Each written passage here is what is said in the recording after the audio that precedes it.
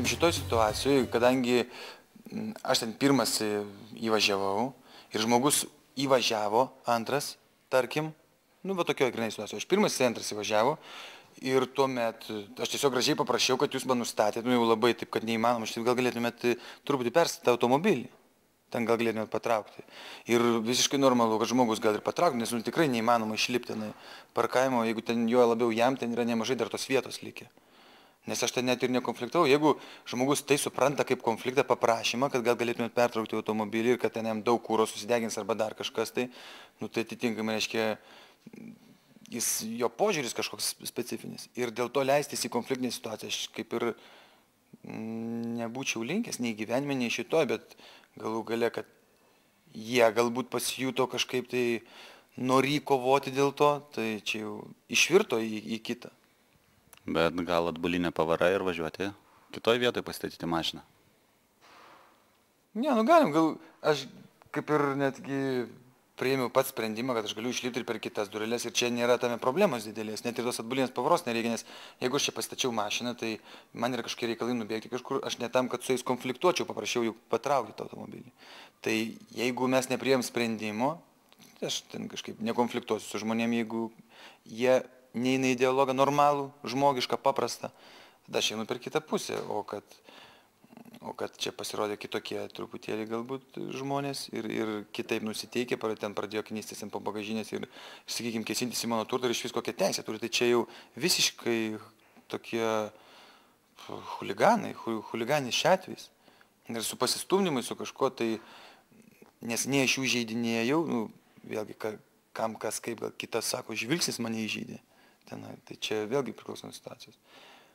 Bet aš kaip ir stengiausi išvengti maksimaliai to ir aš gyvenime lygiai taip pat stengiausi. Jeigu būtų galimybė geriau ten ir, nežinau, pasitraukti, nueiti, neklausyti, bet čia jau nebuvo kitos išeities. Vienas stoviu, kitas knysasi po mano daiktus. Ten galų gale, jeigu ten mano vertingi, brangus kažkokie daiktai, tai aš turiu ginti savo turtą. Arba ten, sakykime, jeigu kitoj situacijoj būtų ten prieš mano kažkokį artimą žmogų ar prieš draugą kėsintųsi, pavyzdžiui, smurtauti prieš jį.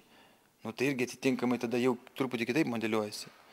Bet kiek tik tai įmanoma išvengti, tai būdavo laikas, kad kažkaip ir pats aš ir įsiveldavau į visokias tas situacijas, bet dabar manau, kad tai neverta visai. Tai laidos žiūrovam palinkėjimas tokioje situacijoje, kaip elgtis? Manau, kad kiekvienas turėtų suvokti, kad jis tikrai nepažemintas nei jo orumas, nei garbė, tiesiog tam tikrų atitinkamų žmonių, kurie galbūt net neturi nei tos garbės, nei orumo. Tiesiog nepaisyti ir nekreipdėmėsi į tai. O suvokti, jeigu tu tą orumą ir garbę turi, tai tu net nesileisi į tokią situaciją. Galbūt jeigu jau tu leidėsi ir pats pradedi chamiškai elgtis ir tenai stumdytis ir visai kaip žodžiuotis, tai gal tiesiog tu pats tos garbės ir orumo net neturi, kurią įsivaizduoji, kad tau pažeidžia, įžeidžia. O pačiam teko kada nors pakliūti į pavojingas situacijas? Teko įvairiausias, man teko ir paauglystės laikais teko pakliūti ir kažkur troleibusuose, ten visą šaiką kokią nors ir ten pendelį gerą gauti užpakalį ir tiesiog eini, nes žinai, kad gali labai liūdnai baigtis, jeigu ten bandysi savo garbę įsiaiškinti tuo momentu.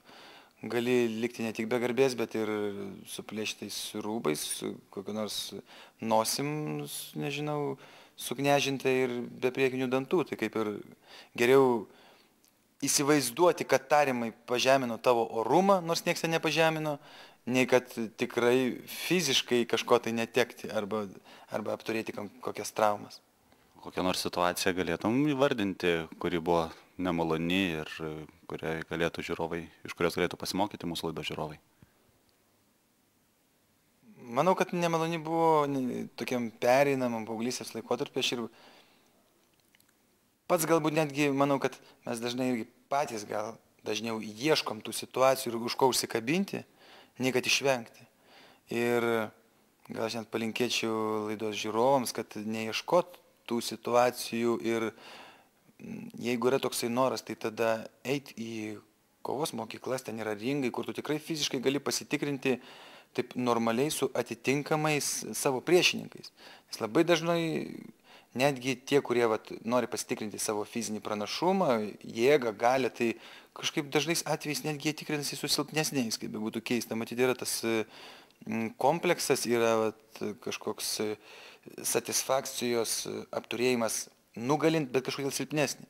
Ir dažnai gatvėse, kai įvyksta bet kokie tokie aiškinimaisi arba ėjimas į konfliktinės situacijas, jos susimodeliuoja, kad bent man taip atrodo, kad būtent tie tokie šakalai, galbūt matydami silpnesnius priešininkus ant jų šoka, o retais atvejais, nes šiaip retai kada būna, kad vienas, ten pavyzdžiui, šoktų prieš kažką tai, arba tai yra chuliganizmas, vagystės ar dar kažkas. Tai tada visuomet yra labai gerai išmanyti tos savigynos, sakykime, tam tikrus būdus, kokie ten bebūtų.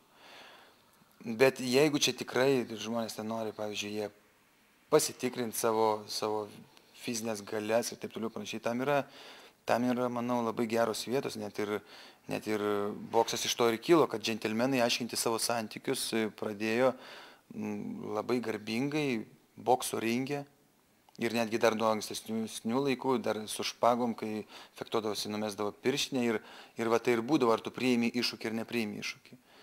O gatvės tie pasiaiškinimai tai yra tokių galbūt tam tikrų socialinių sluoksnių arba būtent paauglystės, su ko ir galbūt aš irgi buvau susidūręs ir peraugau, manau, tą laikotarpį paauglystės norą, irgi kažkur leistis. Yra galbūt kiekvienas žmogus labai skirtingas, vienas labiau kovotojas, kitas mažiau ir tie kovotojai, jie vis netgi sąmoningai kažkaip provokuoja tas situacijas ir vis jų labiau gal ieško, nei kad bando jų išvengti. Galėčiau palinkėti laidos žiūrovams išbandyti, prisiliesti prie to, ko nebuvo prisilieti ir galų gale galvoti, kad jau gal ar amžius ten kažkaip tai yra kliūtis, manau, kad tai yra tik tai dar vienas pasiteisinimų. Bet kada gali pradėti, bet kurią dieną, bet kurią minutę, bet kurią akimirką. Tiesiog imti ir pabandyti, pasmalsauti, išdrįsti.